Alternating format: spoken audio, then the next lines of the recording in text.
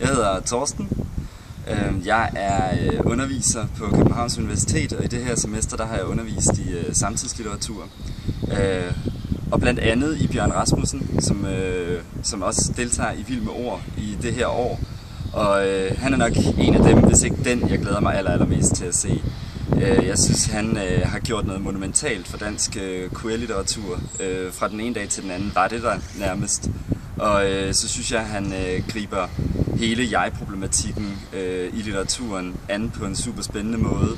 Han lader ikke til at anerkende nogen form for splittelse imellem det autentiske selv og den litterære fremstilling. Han taler om gyldighed i stedet for.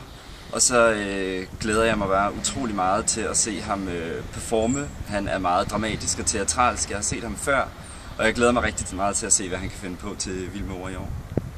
Tak skal du have.